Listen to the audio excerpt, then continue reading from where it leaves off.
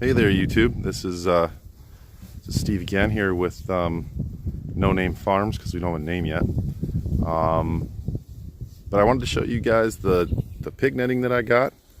I'll probably do a video at some point giving a lot more detail on how to set it up. And this is 100 feet. It was $88 from Premier One. It's not as much as I thought it was going to be, which 100 feet's 100 feet, but I visualized it maybe being a little bigger. I got two of those. It's actually, for those of you watching this, it's April 19th. We got a bunch of snow. This is Wisconsin right now. Really awesome. But I wanted to show you the solar electric charger. I'm running this on a Patriot P10. So this for 100 acres, 30 miles. It's dual purpose, so you can plug it in or you can run it off of a battery. It's a DC charger. Most of them are AC. If you're going to run one off of a battery, it has to be DC because batteries run off direct current, unless you have a converter, which you wouldn't do. You just get that. There's the ground rod. That's I think it's a 2-foot or a 3-foot ground rod. I bought 3 of them off Amazon. I bought this off of Amazon. I bought that solar panel off of Amazon. That's a 20 amp solar panel. I'm not sure if I have it all hooked up right. I also bought this solar charger or charge controller. So it is working. It's less now because I'm sitting in the sun. If I move, you can see it goes up a little bit, but I don't know how or to what extent yet. I have some testing to do. Tried testing the fence with a multimeter. I think I had the wrong one, and I think I blew it up. So I should have just got one of the wireless fence testers. But I'm always trying to save a little bit of money. So I did this because if you bought that kit, it was expensive. I'll put the prices in the links, in a link down below. This was an old battery I had in the garage. This is a toolbox that was laying around. The solar panel was, I don't know, $40, $50. That charger was $12. This here, I can't remember. It might have been around $100. But for the whole thing, for what this is, I think this is a 1 joule. For the whole thing, to have a solar setup like this will run a lot more fence than this, obviously. To have that whole setup was half the price of what it would have cost for a kit that you'd buy pre-made from them. So this is the way to go. Otherwise, I'm not that far from the house. I could have just run this off the battery and just swapped out batteries, but I just wanted to see how this worked. Unless I'm running a lot more fence and there's more of a draw on it, if it's pulling volts out of it from vegetation or even snow. I don't know how the snow works. It's working. I mean, these guys they'll go over there, they'll touch it, and boom, it'll hit them. Not as dramatic as I thought it was going to be.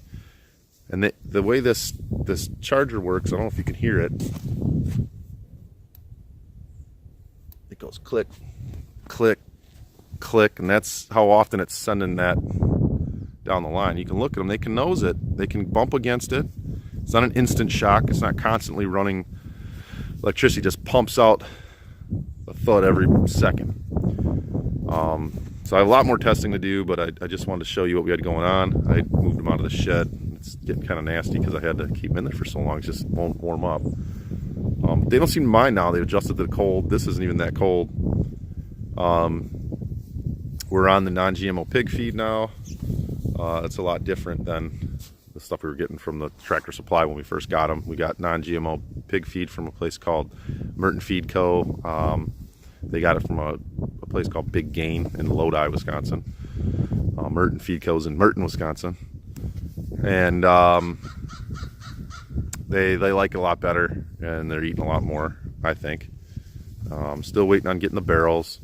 We're going to do blue barrels and set them up with an automatic water and automatic feeder. I got pig nipples and all that kind of stuff. So the idea would be to take this fence and to move them out there with the fence. Now there's no perimeter fence here, so I'm going to be taking a big risk trying to do this without them getting away. The other trick is getting them over there. I don't know how to do that yet. So I have to visit friends. I mean, short of carrying them or just grabbing them by the legs and dragging them over there, I don't know of another way to do it. Like we could do a cage, some sort of trap and then wheel it over there. And that might be what I end up doing. I don't know yet. We'll figure it out. Otherwise, I might just run them in this pen and let them kind of disturb this a little bit. We might put some goats in here too. So I don't really want to make this a permanent pig thing, because then, you know, the bigger they get, the harder they are to move. So I kind of want to move them over there, run them around, kind of around this way, and then back in towards this drive here, where we could then just hopefully kind of like run them, just load them right into the truck. Maybe even get like a driveway to kind of go out there. So I was thinking just running them in those trees there. And I'm going to do double this with the netting. I'll probably have to get another section. I might just do like a 50-foot section, and then do be able to switch them over with that, because I can set up one square. But I really wanted it to be bigger. I wanted to be able to leave them out there for a while. And if I get them out of here and just make this rectangular and get out of that tree, it's probably going to be a better looking space. So, you know, 100 feet, that'd be 25 by 25.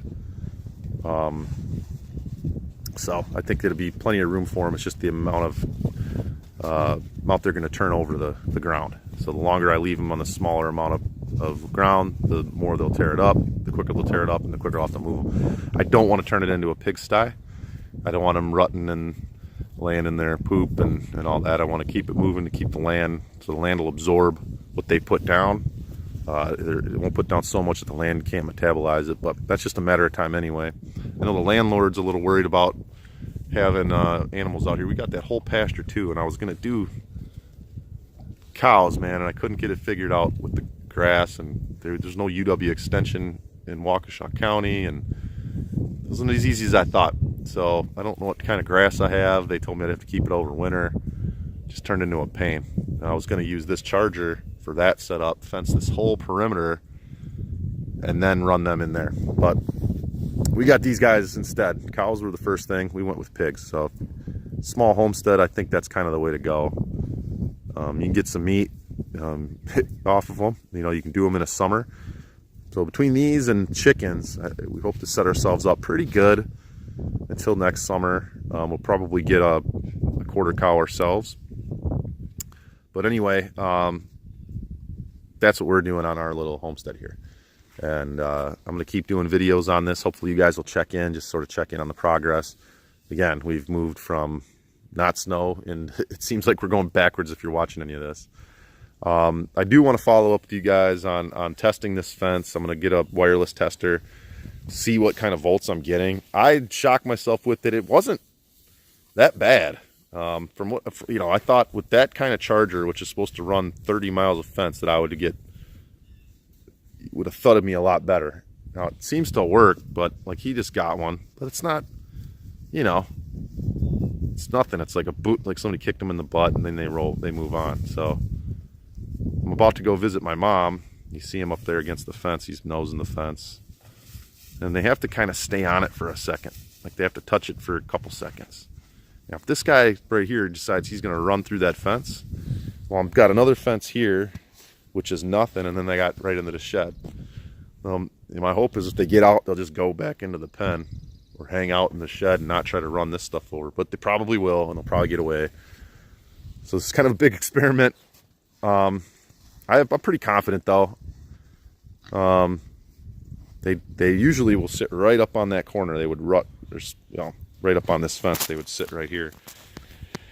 And it took them a few weeks, and they started nosing it, and they finally got under it one day. And I had rocks and trees, and you know, this is all stuff I found in the shed. We're just kind of waiting to get the pig fence and get everything set up. And they got out, but I had that line, which I would then run right across to that pole. So there was like two levels of fencing. But once they got through the first one, they knew exactly what to do, and then every time they were out here, they were getting through it. So it was like, had to get this fencing set up, because I couldn't even let them out here alone. This isn't adequate fencing at all, as you can see. I don't know what the hell this is going to get used for, but we'll figure it out. So that's my video for the day. You guys take care, and I'll get back with you guys soon. Have a great day. Thanks. Bye.